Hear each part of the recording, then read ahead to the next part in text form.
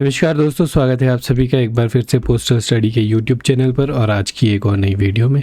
आज की वीडियो है एसबी ऑर्डर नंबर 1 2025। ठीक है, तो 2025 का पहला एसबी ऑर्डर है। क्या पता आपसे एग्जाम में भी ये पूछा जाए, क्योंकि बहुत ही इंपॉर्टेंट ये एसबी ऑर्डर है। इसका जो सब्जेक्ट है वो है इंट्रोडक्शन ऑफ पेपरलेस केवाईसी और ई केवाईसी प्रोसेस। जो केवाईसी प्रोसेस पहले पेपर के थ्रू होता था, वो अब पेपरलेस किए जा रहा है। ठीक है, तो उस प्रोसेस को इंट्रोड्यूस किया गया है post office saving bank accounts के लिए,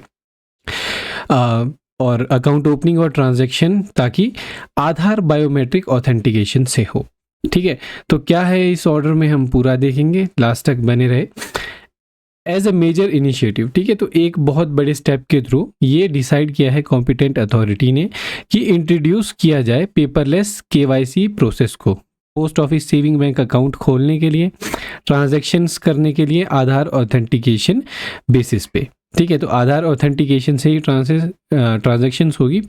जो फॉर्म भरने पड़ते थे उनकी आवश्यकता नहीं होगी। पेपरलेस किया जा रहा है, डिजिटलाइज किया जा रहा है। ठीक है, the e KYC based account opening is propose to be implemented in phased manner. ठीक है, तो जो ई केवाईसी अकाउंट ओपनिंग है उसको फेज्ड मैनर में, ठीक है, यानी कि फेज 1 हो गया, फेज 2 हो गया। ठीक है, तो फेज मैनर में इनको इम्प्लीमेंट करने का किया गया है। ठीक है, accordingly it has been decided that on boarding new customers, ठीक है, जो भी नए कस्टमर ऑन बोर्ड होंगे उनकी जो क्रिएशन है कस्टमर इंफॉर्मेशन फाइल, जिसको किफ आईडी भी कहते हैं, उसकी और opening single and individual type post office saving account, ठीक है, in departmental post office through Aadhaar based e KYC process are done in phase 1। ठीक है, तो फेज 1 में क्या किया जाएगा? फेज 1 में ओपनिंग, नए कस्टमर जितने भी ऑनबोर्ड होंगे उनका, अगर वो सिंगल खाता खोल रहे हैं और इंडिविजुअल टाइप का पोस्ट ऑफिस सेविंग अकाउंट खोल रहे हैं,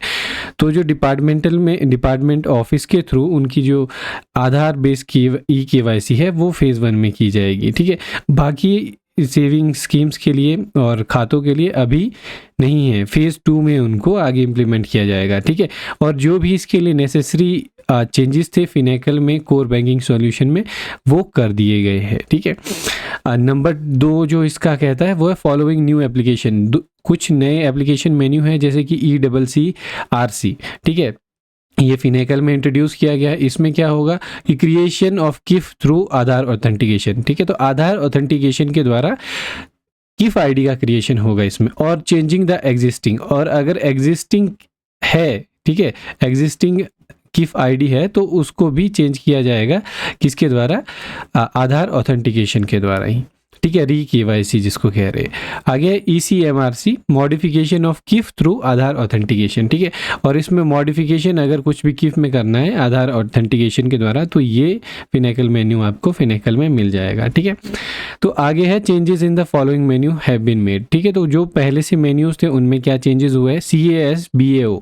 ठीक है, तो provision for opening of single individual type POSC account through Aadhaar authentication using e KYC CIF. ठीक है, तो क्या है कि प्रोविजन इसमें दिया गया है कि जो सिंगल और इंडिविजुअल टाइप का POSC खाता है वो आधार ऑथेंटिकेशन के थ्रू यूजिंग ई केवाईसी किफ खोल सकते हैं। ठीक है, CASBAM में क्या हुआ है कि provision for modification in E KYC based POSC through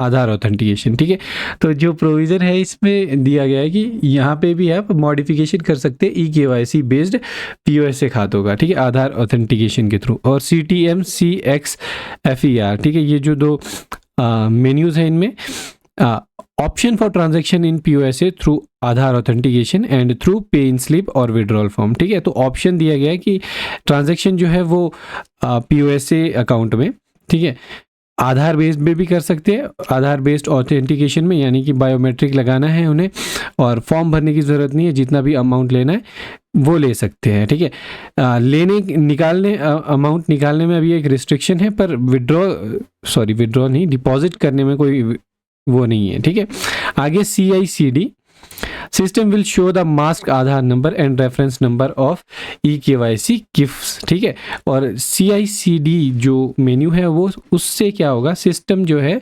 mask Aadhaar number, ठीक है, और रेफरेंस नंबर बताएगा ई केवाईसी किफ का। ठीक है, तो आगे जो नंबर 3 पे पॉइंट आता है, नंबर 3 का पॉइंट है कि CIF ID, CIF of the customer who are willing to provide the consent for Aadhaar e KYC. ठीक है, तो किफ बना रहे हैं जो भी कस्टमर आधार ई-केवाईसी के लिए अपना कंसेंट दे रहे हैं कि आप बना लीजिए, उनकी मंजूरी है, तो आधार बायोमेट्रिक ऑथेंटिकेशन बेसिस पे उनका होगा।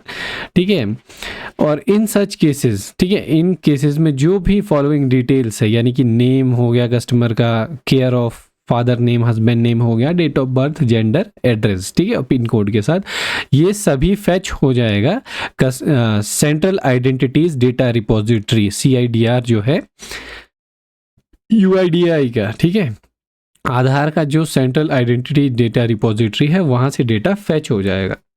और ठीक है, जो भी ये फैच डेटा है, ठीक है, इसको एडिट नहीं किया जा सकता है, ऑब्वियस सी बात है, क्योंकि वो ऑथेंटिक डेटा होगा जो भी आधार में अपडेटेड है। ठीक है, हाउएवर अगर ऐसा होता है कि केयर ऑफ नेम, ठीक है, जो केयर ऑफ नेम होता है, चाहे फादर नेम है वो हस्बैंड नेम है, अगर वो रिसीव नहीं होता है तो उसको एडिट करने का ऑप्शन मिलेगा। इसके अलावा कोई भी जो डेटा है, अगर वो पार्शियली फैच नहीं हो रहा है या फिर पूरा ही फैच नहीं हो रहा है, तो कस्टमर का किफ नहीं बनेगा ऐसे। ठीक है, कस्टमर ई-केवाईसी के थ्रू किफ नहीं बनेगा। कस्टमर को रिक्वेस्ट किया जाएगा कि आप अपना आधार कार्ड जो है करेक्ट इन्फॉर्मेशन के साथ आप अपना आधार कार्ड क्या है अपडेट करवा लीजिए, ताकि आधार ऑथेंटिकेशन ट्रांजैक्शंस जो है POSB अकाउंट में आप कर पाएँ। ठीक है, तो उसी के साथ है अदरवाइज सच कस्टमर किफ में be created the following exist, और या तो उनकी जो किफ आईडीज है, ठीक है, कस्टमर्स की, जो फॉलोइंग एग्जिस्टिंग प्रोसेस था जैसे पहले करते थे वैसे ही उनका किया जा सकता है। ठीक है, पर उनको अपडेट करवाने की ज़रूरत पड़ेगी।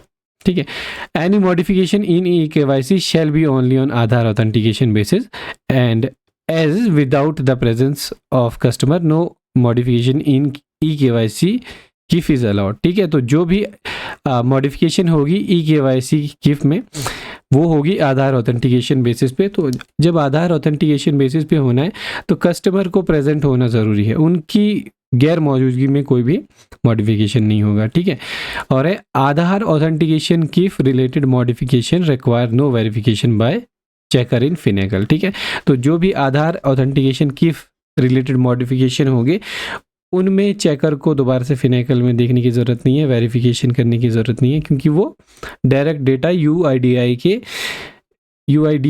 के उससे डेटाबेस से आया है। ठीक है, तो आ गया डिपॉजिट एंड विड्रॉल। ठीक है, तो डिपॉजिट एंड विड्रॉल का क्या रहेगा, from the POSA linked with e KYC CIF shall be allowed either on Aadhaar authentication basis और पेपर बेसिस, वाउचर बेसिस। ठीक है, तो चाहे POSA अकाउंट जो है ई-केवाईसी से, ई-केवाईसी की किफ बनी है, उनकी कस्टमर इंफॉर्मेशन फाइल जो है वो ई-केवाईसी पे हुई है। ठीक है, तो वहाँ पर अलाउ किया जाएगा उनको आधार ऑथेंटिकेशन बेसिस पे भी और पेपर बेसिस पे भी वो ट्रांजैक्शन कर सकते हैं, यानी कि डेबिट और क्रेडिट कर सकते हैं। When any deposit is made by person other than depositor. ठीक है, तो जब भी डिपॉजिटर के अलावा कोई और व्यक्ति पैसे जमा कर रहा है, ठीक है, जिसके नाम पे खाता है, ठीक है, उसके अलावा कोई और व्यक्ति जब भी डिपॉजिट कर रहा है तो उनको पेपर बेसिस, जो पेपर पे इन स्लिप्स है वो कलेक्ट करनी पड़ेगी उनसे। ठीक है, कि उनको वही फॉर्म भरना पड़ेगा, तो वो जब जमा करवा सकते हैं।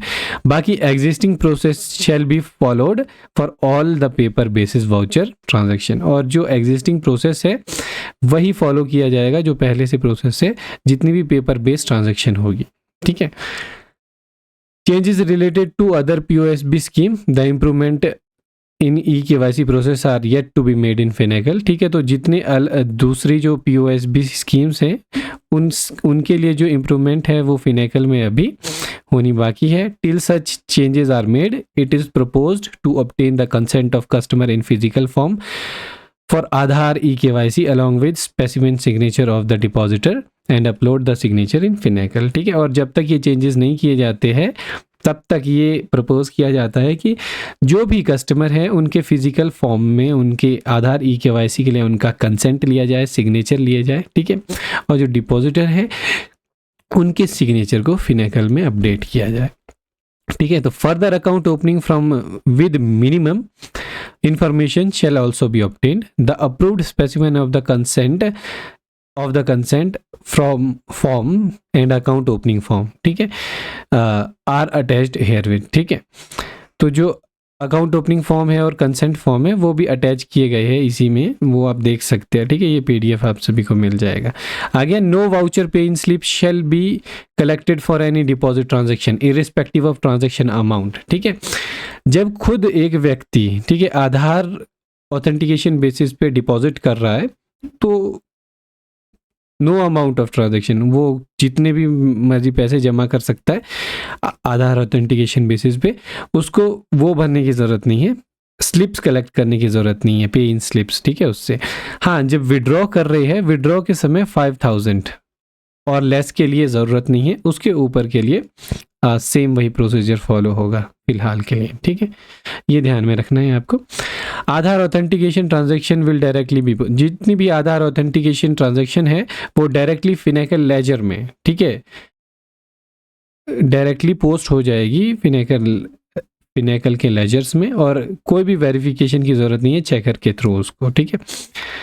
और इसके साथ है report, a separate report of all Aadhaar authentication transaction EKYC log book detail report shall be available in the reports menu, ठीक है। जो रिपोर्ट्स मेन्यू है उसमें एक डिटेल्ड रिपोर्ट और अलग से आधार ऑथेंटिकेशन ट्रांजैक्शंस की रिपोर्ट मिल जाएगी, ठीक है। EKYC long book detail report menu में, ठीक है, रिपोर्ट्स मेन्यू में। A detail standard operation procedure is attached here with, ठीक है।